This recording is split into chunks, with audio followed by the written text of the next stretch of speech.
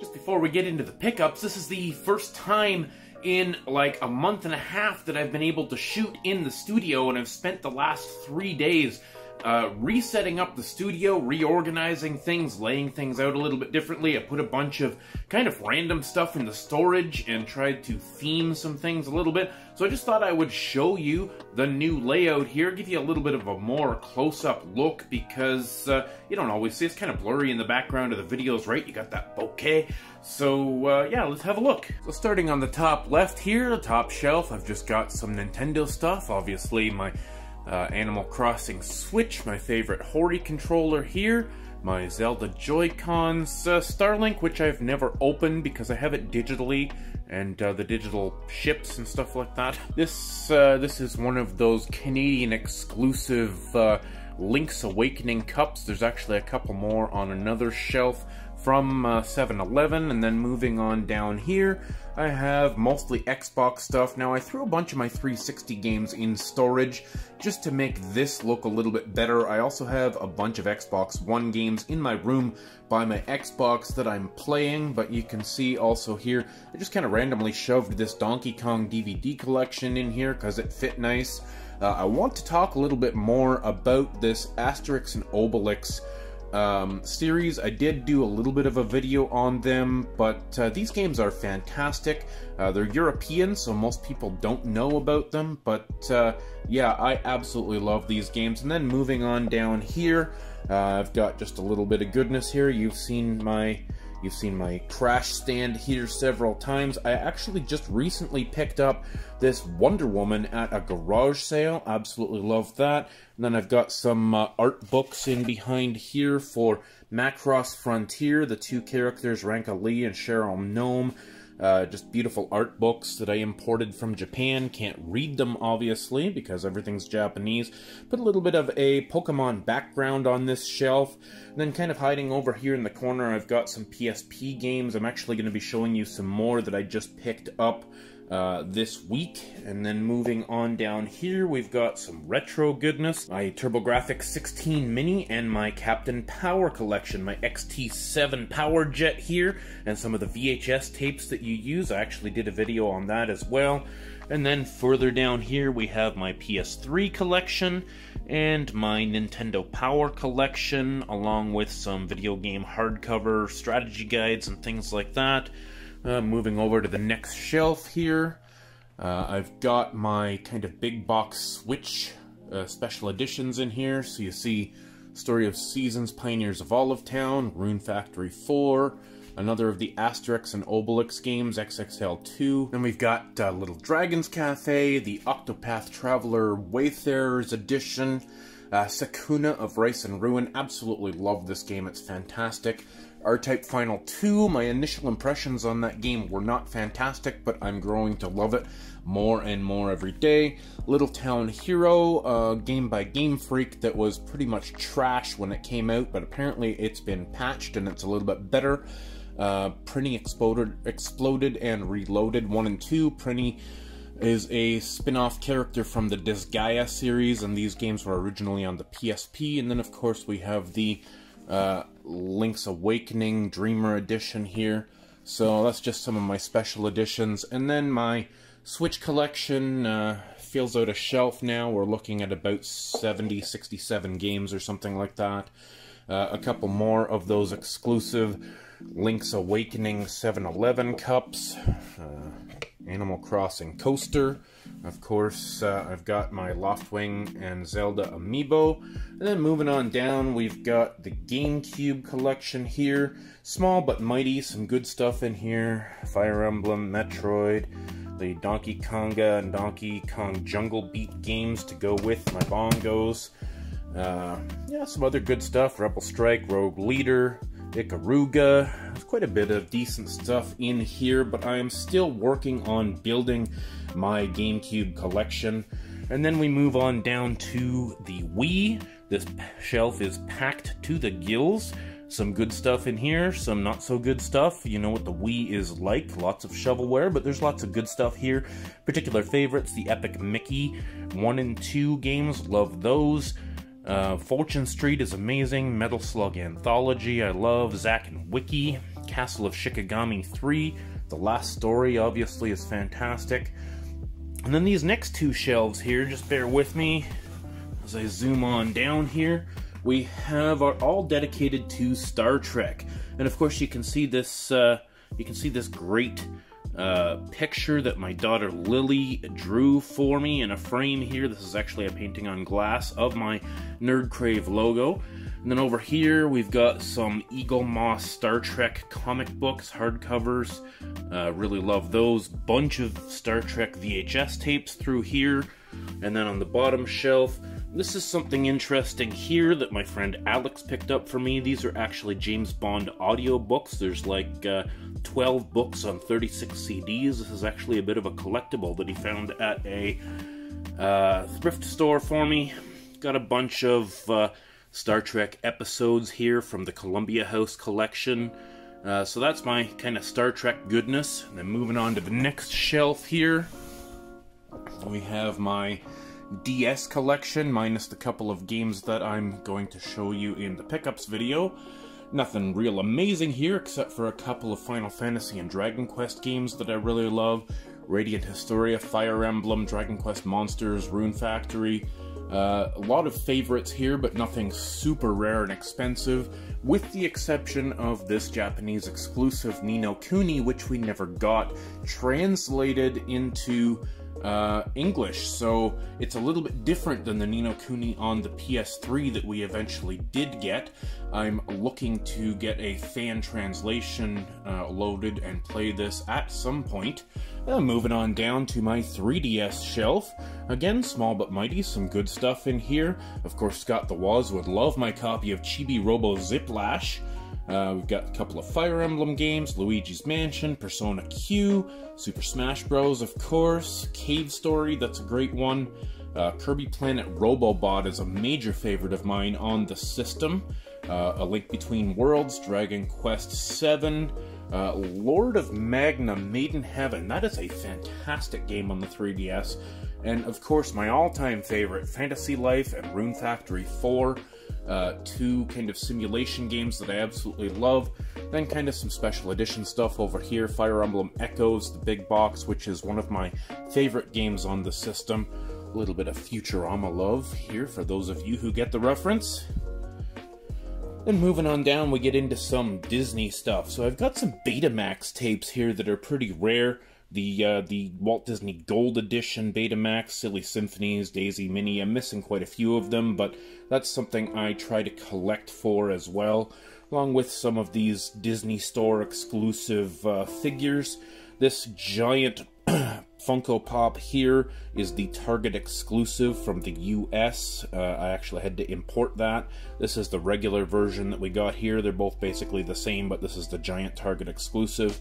Picked up this Uncle Scrooge plushie, geez, a couple of weeks ago at EB Games, I think it was. They were blowing them out. And moving on down, we've got some really old Disney VHS. These are the early Disney VHS from the early 80s that are actually worth a few bucks. The, one of the most popular videos on my channel, of course, is the Are Your Disney VHS Worth Thousands of Dollars? And no, of course they are not. If you've got your black diamonds and that sort of thing, they're not worth a whole lot. But these ones here, these white clamshell ones, they usually go for between $10 and $20 a piece. So they're worth a little bit of something. A little bit more Disney love down here. And then just some random VHS tapes down on the bottom shelf. And then this next shelf over here is entirely Disney. So these are kind of interesting. These are big box collector's editions of the movie Fantasia. They come on 2 VHS tapes with 2 CD soundtracks, a numbered lithograph, and an art book. Something I picked up from a mystery box not too long ago was Walt Disney's Mastermind. Got this bank from my buddy Alex, who was cleaning out some of his kids' toys. One of my pride and joys here, my Mary Jane comic, Amazing Mary Jane number 1, 9.8. It is technically Disney. Fight me. And then we've got over here some of the Floyd Gottfredson Mickey Mouse books. There's actually quite a few of these. I've only got a couple of the box sets. I think there's about 8 of them altogether. A little bit more VHS down here. Some titles I'm sure everybody will recognize. A Bug's Life, Mary Poppins, Dumbo, Sleeping Beauty. There were only 3 of these printed. There's one here, and one here. These were little kind of bite-sized Carl Barks duck stories that I absolutely love. This cool 90s clock you've seen in the background of my videos for the last little while is also something that my buddy Alex gave me. A little bit more VHS in the background here, some figures, and then another pride and joy in my collection here is my Fantagraphics comics collection. Now, all these books that you see here, Uncle Scrooge and Donald Duck, this is a continuing series where they are reprinting every single thing that Carl Barks, the creator of Uncle Scrooge, actually did in his career. So there is supposed to be 30 books in the series. I have about 18 or something here, and I'm still buying them as they come out. And then another fantastic Ducks author, Don Rosa, all of his works are in these 10 volumes, plus this is a repackaging of something that's already in here, The Life and Times of Uncle Scrooge. But these books are absolutely fantastic. I'm going to do a video just on these at some point. The print quality is beautiful. There's so much extra information. And then moving further down here, we've got some more Disney movies, some more figurines, and then again from Fantagraphics down here. These books here are called the Disney Masters series. And these are European comics by European authors that we have never had here in North America until this company picked them up and started doing the translations and repackaging them and bringing them out here in North America. So these books are really exciting because this is stuff that Canadian and American collectors have really never had a chance to get their hands on. And then just some random stuff down here.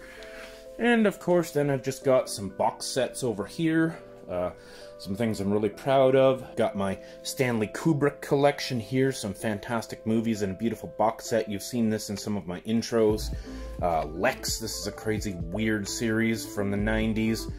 Die Hard trilogy, the Alien box set, Superman. I've got several different Star Wars box sets, the Rocky box set.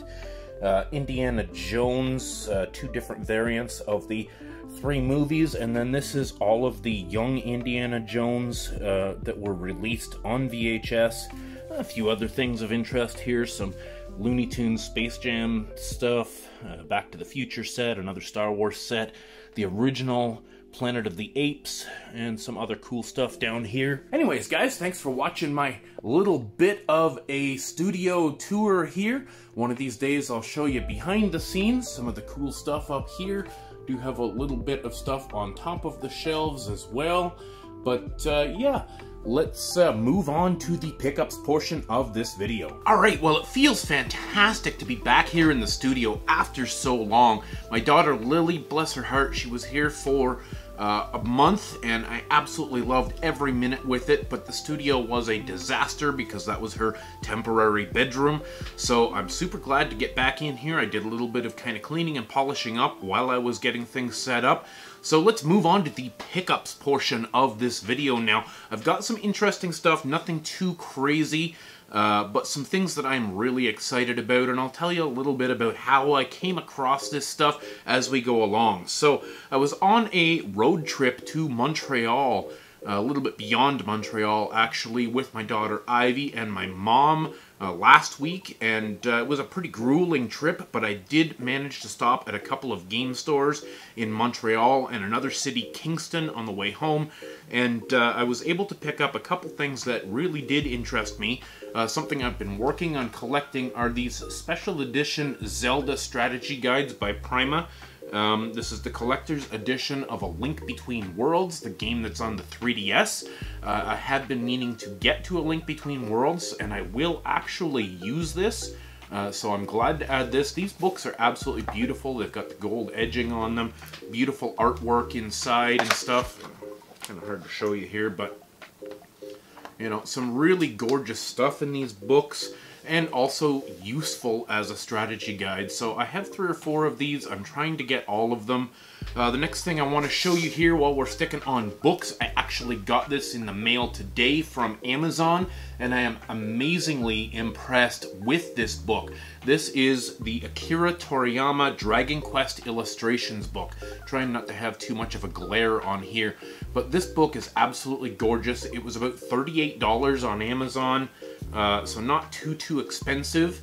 But the artwork in this is absolutely gorgeous. Every different character model from all the different games, separated from the first game to the last game, including the spin-off games, everything that Toriyama did.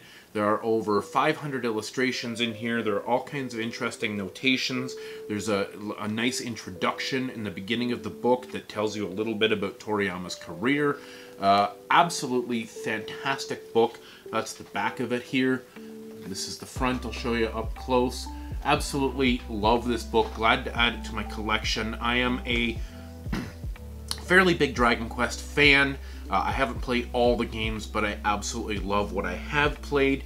So moving into some games here, the other game that I picked up, or the other item that I picked up while I was on the Montreal trip, something I've been interested in for a while, and that is Rhythm Heaven on the DS. Never played one of these games. I've never really been into rhythm games, but I saw DS Koopa, Kelsey's husband from Pink Gorilla Games, on his Twitch channel. He had an arcade cab from Japan where he was playing an arcade version of Rhythm Heaven, and the game just looked super fun. So let me know what I'm getting into down in the comments if you've played this game. I am going to check it out pretty soon because I do have a new excuse to play it. One of the things that I've actually picked up this week that I've been working on for a while. Now, new 3DSs and new 2DSs have been getting really expensive lately. I don't know if it's pandemic pricing or whether the people are just realizing that the new variants are actually kind of scarce out there, but I managed to pick up a new 2DS XL, and you can see I've got Fantasy Life loaded up on here right now. I'm starting a new save on Fantasy Life, which is, as I said earlier, one of my favorite games on the 3DS. This is kind of the teal green variant. I don't know if you can see how clean this thing is, but it is in perfect condition. I picked it up used at my local game store, and it's absolutely mint. However, I did have to pay a pretty penny for it, probably more than it was brand new. So I'm glad to have that in my collection now. I do have a new 3DS XL, which I love, but it's the basic gray, and I've used it pretty heavily, so the screen's starting to get a little floppy, so I figured I had better get my hands on another way to access the 3DS and DS libraries while things were still reasonably priced, if you can even call, you know, I paid $240 for it. I mean, it's crazy, right?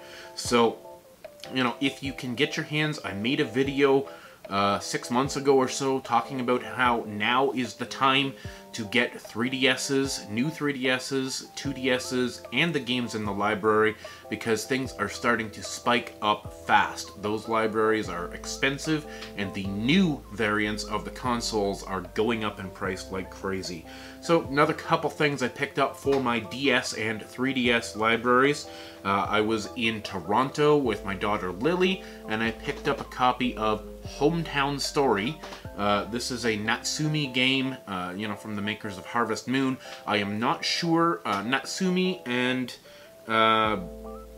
the original makers of Harvest Moon split ways in the 3DS era, and the original makers of Harvest Moon started making Story of Seasons, which I absolutely love. The Story of Seasons. They are the Harvest Moon that we should have got.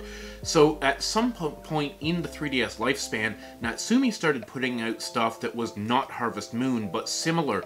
I don't know if this is before or after the split, so I'm not sure of the quality of this game, because Natsumi has really kind of gone downhill over the last 4 or 5 years, but I'm going to give it a try. This is basically like a store simulator to some degree, like, you know, Hometown Life Simulator. You have like a store and a cafe or something from what I read on the back. I haven't started it yet, but interested. Now this on the Switch here is another Natsume game, and this is widely regarded as one of the worst Harvest Moon games of all time because it's very much like a mobile game.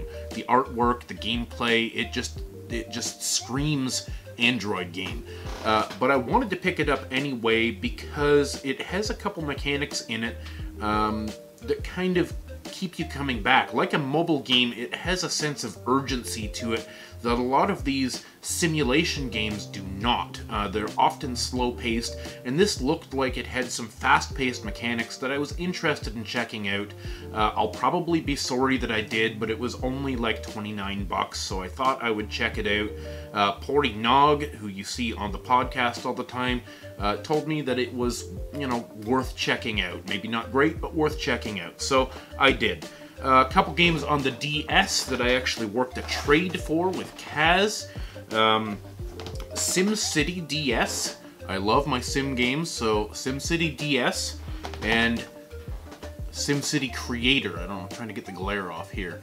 SimCity DS and SimCity Creator are a couple of games that I was very interested to own, and I actually traded him a Game Boy Advance for these and a couple of other things. So I'm looking forward to getting into these. I absolutely love simulation games. That's, you know, my #1 style. Next to, well, probably above even JRPGs, which I absolutely love JRPGs too. I don't know what I would do if I had to choose between the two of them, to be honest. And then something else I picked up on the Switch is Witch Spring 3. Now, not a whole lot gets past me in the gaming news world these days. I'm pretty plugged into what's happening, what's coming, you know, pre-launch, but this one surprised me. I actually saw an ad on Facebook for this game a couple days after it launched, and I had no idea what this was or anything about it. I looked into it, I went out, I bought a copy. This is a port of a mobile JRPG that has, you know, alchemy sort of thing. It's basically like a 2D Atelier style game in some ways. I started playing it, it's pretty good despite being a mobile game. The controls are not bad. There is, you know, some reminiscent of a mobile game in that, you know, some of the controls are a little bit janky, but it is a turn-based JRPG, and it's a lot of fun. It's got a great story. I really like the idea of the story. You're this little, you know, witch that's hiding in the forest because witches are being hunted by mankind, and you know, she's living a solitary existence, and then she meets this, you know, young boy who's looking for his mom or something, and she gets drawn into, you know, a whole adventure to try and help this boy find his mom, and along the way, of course, she's got to battle monsters and that sort of thing. Really charming game.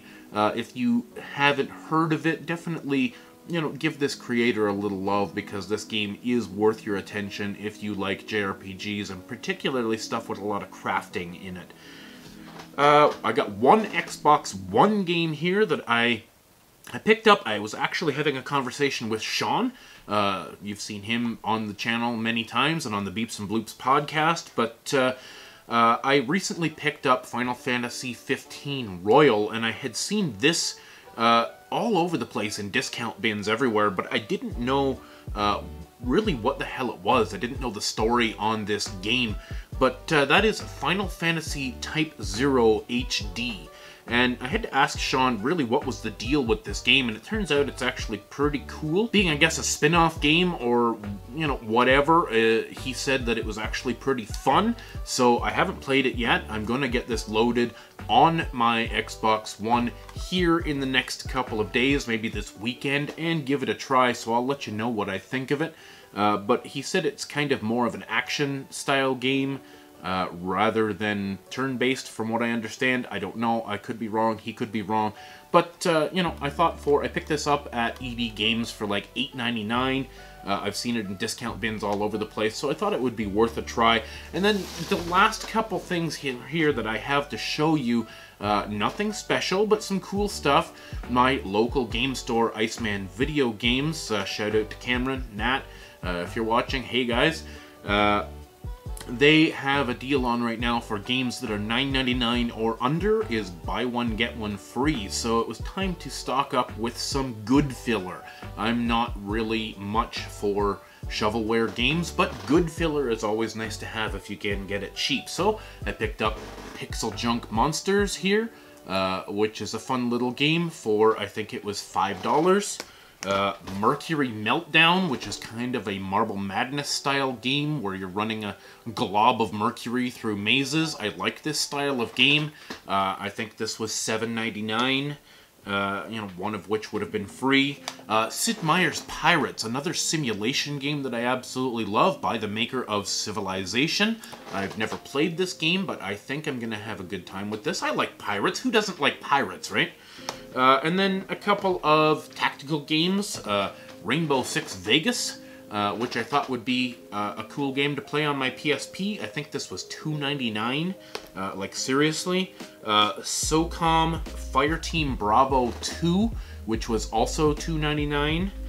And SOCOM US Navy SEALs Fireteam Bravo, the first game, which I think was $4.99. So absolutely worth picking up some of these games. You know, some of these tactical shooter games and stuff. I think I'm gonna have a good time with these. I remember fondly back in the day playing SOCOM type games on the PS2. So I'm gonna have a good time with these despite them being cheap games. Hey, not everything has to be a $300 key expensive holy grail, right? Sometimes those $2 and $3 pickups can be pretty cool. What do you think, guys? Leave a comment down below. What are your favorite games that you've picked up for $2 or $3 or $4 over the years? And if you have a line on anything that is generally cheap out there that you think is worth my attention on the PSP or the DS or the 3DS, those are the systems I'm really looking to collect a lot for right now. So anyways, guys, thanks for watching this video. Thanks for subscribing. Hit the like button on the way out. It helps out a ton, gets the video out in front of more eyeballs, which is always a good thing for me, because the more views I get, the more interested I am in making more content for you. Honestly, that's just the way it is. Alright guys, thanks a lot. Stay classy.